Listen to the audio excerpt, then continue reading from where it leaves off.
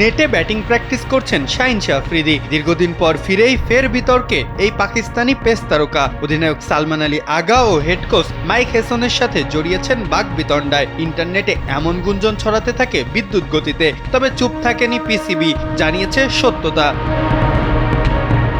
মূলত পাকিস্তান দলে এখন চলছে ভাঙা গড়ার খেলা। বাবর রিজওয়ানরা টি-20 দল থেকে উপেক্ষিত হয়ে পড়ায় দলের দায়িত্ব পান সালমান আগা। বাবরের সাথে আঘার সম্পর্কেও দূরত্ব তৈরি হয়েছে এমন নিউজও ছড়িয়েছিল কিছুদিন আগেই। পাকিস্তানের 3 বড় সুপারস্টারের আরেকজন শাহিন শাহ আফ্রিদি দলে ফিরলেই শুরু হলো আরেক বিতর্কের রেশ। ঘরোয়া ক্রিকেটে ব্যাটিংয়ে ঝড় তোলা শাহিন জাতীয় দলেও হতে চান প্রপার অলরাউন্ডার। এতেই নাকি আপত্তি তুলেন সালমান আলী আগা ও head coach Mike Hesson. Walton এখন দেশের সীমানা পেরিয়ে পৌঁছে গিয়েছে 50টিরও বেশি দেশে। ওয়ালটন, ঘরে ঘরে বিশ্বজুড়ে। আফ্রিদিকে ব্যাটিং নয় বোলিংয়ে মনোযোগ দিতে বলেন আগা। এতেই চটেছেন শাহিন আফ্রিদি। এটা বলা আগার কাজ নয়, এমনটিই নাকি মন্তব্য করেছেন তিনি। এদিকে পাকিস্তানের বড় নাম ছাড়া দলটাকে নিয়ে একটা প্রসেসে আগাতে চাওয়া আগাও ব্যাপারটা ভালোভাবে নেননি। ঘটনাটা নাকি গড়িয়েছে বোর্ড সভাপতি অবধি।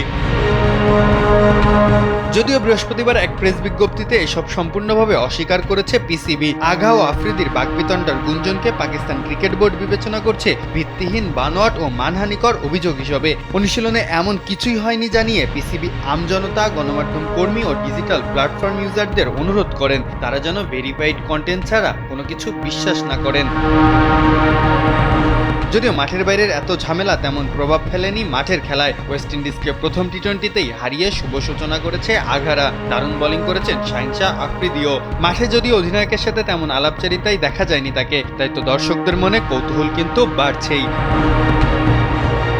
মাহফুজ আহমেদ, কালবেলা।